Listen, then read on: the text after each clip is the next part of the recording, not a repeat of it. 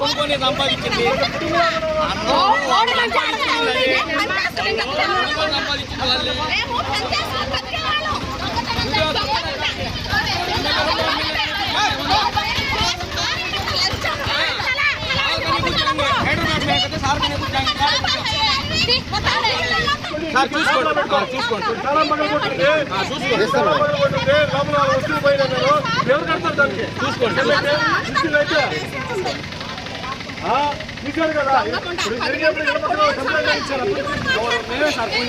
మేమే ఫోన్ చేసింది ఆ రోజు ఉదయం 6 గంటలకు ఫోన్ చేసింది మేమే సిఐ గారికి మేమే చెప్పింది ఇన్ఫర్మేషన్ ఇచ్చిందే మేము ఇప్పుడు ఎందుకు వచ్చారంటే మాకు డబ్బులు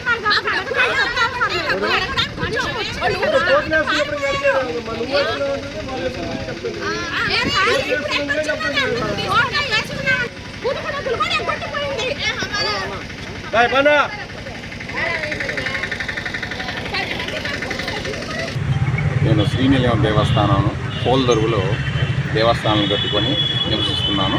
దూదేకలపాలెం ఆమదాలు తిన్న పంచాయతీ దూదేకలపాలెంలో సొంత ఇల్లు కట్టుకొని అక్కడే ఉంటున్నాను కొంతకాలంగా.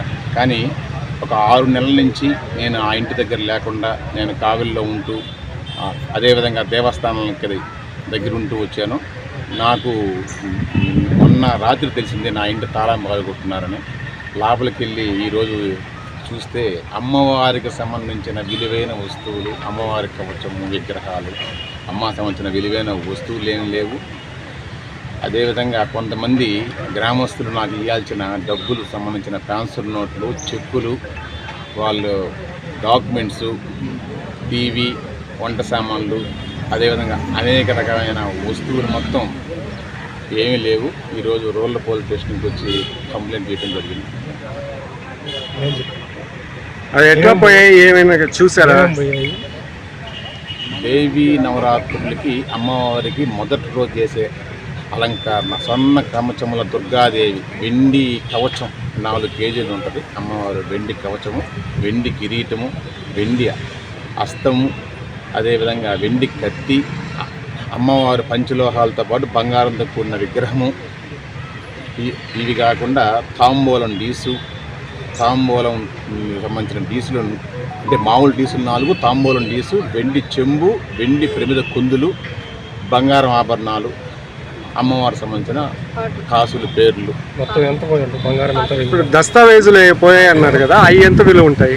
అవి మొత్తం కలిపి 47 లక్షలు. దాంట్లో ఒక డాక్యుమెంటు ట్రాన్స్ఫర్ నోట్లు మాత్రమే నా కాడ ఉండటం వల్ల ఆ వ్యక్తికి సంబంధించింది నేను ఒంగోలు కోర్టులో వేస్తున్నాను. వాళ్ళకి ఆల్రెడీ కేసు నడుస్తుంది.